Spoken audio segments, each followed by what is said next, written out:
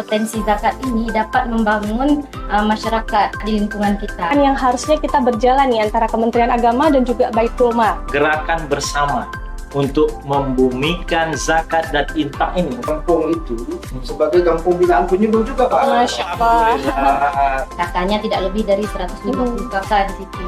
Ini akan menjadi gerakan yang sangat masif dan luar biasa. Ketua IPARI sudah memberikan sinyal-sinyal yang baik ya untuk kemajuan Baitul Mal. Kita ingin menjadikan Baitul Mal Kabupaten ini sebagai lembaga yang terpercaya, amanah, akuntabel dan juga transparan. Dimana Bapak Ketua juga bisa mengkoordinir dari kawan-kawan di penyuluh untuk Baitul Mal yang ke Jakarta, tapi Ketua penyuluhnya Baitul Mal juga ikut. Oh gitu. Mal lebih dekat dengan masyarakat melalui IPARI. Iya. Sudah menjadi pilot projectnya tingkat nasional. sedikit Pak kasih bocorannya mungkin. Sedikit. Banyak. Oh banyak, alhamdulillah kalau banyak. Untuk itu juga kita juga mencoba berkolaborasi dengan Baitul Mal. Mana-mana yang bisa kita bekerja sama. Mustahik bisa menjadi jadi mustahik.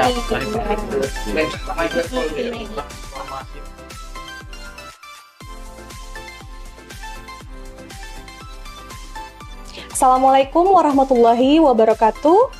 Berjumpa lagi dengan saya Cut Sri di podcast Kito Sahabat Zakat.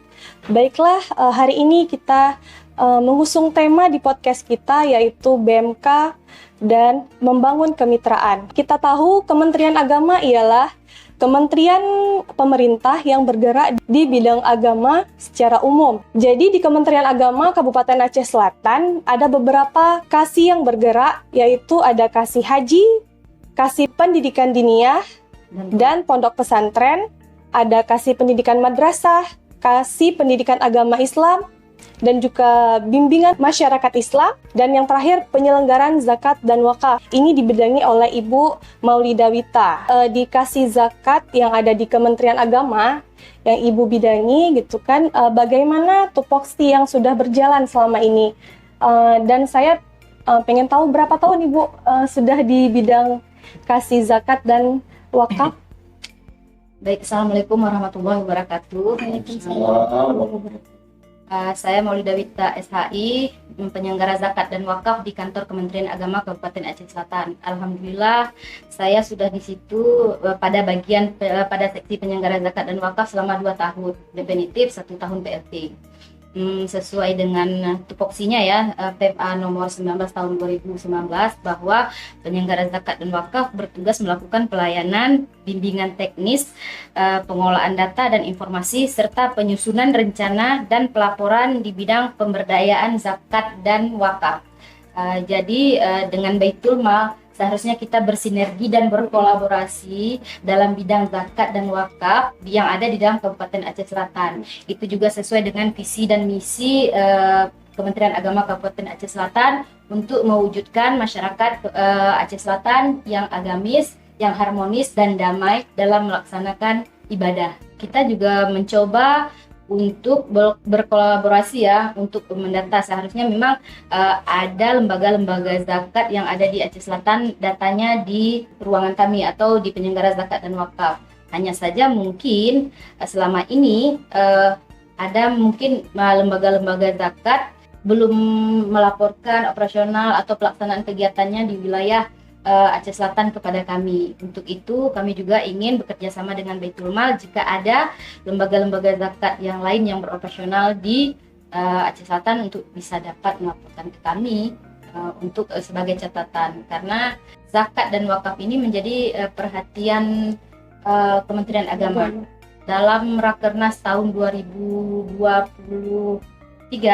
Menteri Agama sangat memperhatikan lembaga-lembaga zakat supaya lembaga-lembaga zakat yang ada di Indonesia ini berjalan sesuai dengan jalurnya. Dari mana dana terkumpul, kemana dana itu tersalurkan, seharusnya itu juga dilaporkan kepada Kementerian Agama. Berarti memang sudah ada khusus untuk pos zakat di Kementerian Agama? Sesuai dengan tupoksi kami tadi ya. Tupoksi kami tadi itu cuma pendataan, mengolah data, berapa zakat yang masuk, berapa lembaga zakat yang ada di Aceh Selatan, berapa total zakat seluruhnya di Aceh Selatan, berapa yang disalurkan. Kami sesuai fungsinya tadi kan pengolah data. Tapi kalau misalnya untuk zakat ASN itu kan memang seharusnya dipotong dan disalurkan ke yang wewenang untuk menyalurkan. Baiklah, tadi sepintas kami mendengar adanya program dari Kementerian Agama dikasih zakat, adanya kampung zakat.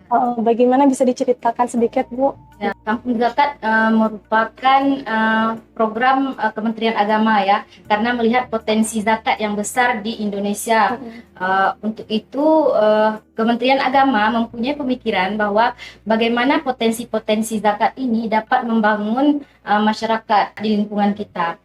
Jadi memang menurut peraturan dirjennya ada standar-standar khusus, nilai-nilai khusus, kriteria khusus untuk ditetapkan sebagai kampung zakat. Misalnya daerah tertinggal, terpencil, kemudian kakaknya tidak lebih dari 150 kakak di situ. Dan memang setelah kita teliti ada desa-desa seperti itu di wilayah kita. Dan memang sepatutnya kita harus mensupport dari dana-dana zakat atau infak yang ada di Aceh Selatan ini. Jadi untuk pembentukan kampung zakat itu pada tahun 2023? Ya, dulu launchingnya 2022. Kemudian setelah kita usulkan di SK-kan 2023. Kemudian memang belum berjalan karena komunikasi kita kan. Sekarang setelah kita duduk tadi, alhamdulillah kami juga sangat senang bahwa kampung zakat ini juga mendapat respon baik dari Baitul Mal. Sekarang untuk kelanjutannya mungkin akan ada komunikasi intens yang berkelanjutan dari Baitul Mal dan lembaga-lembaga zakat lainnya. Mungkin zakat atau infak juga nanti bisa menguatkan wakaf-wakaf produktif yang ada di Aceh Selatan. Iya, tadi dibahas. Wakaf-wakaf produktif di Aceh Selatan.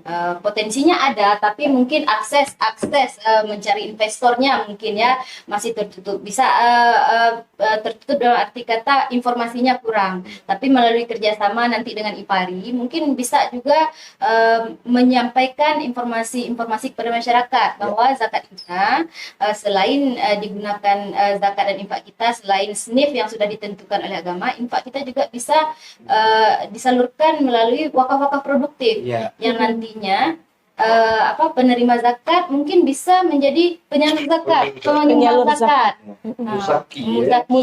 mustahik bisa jadi muzaki,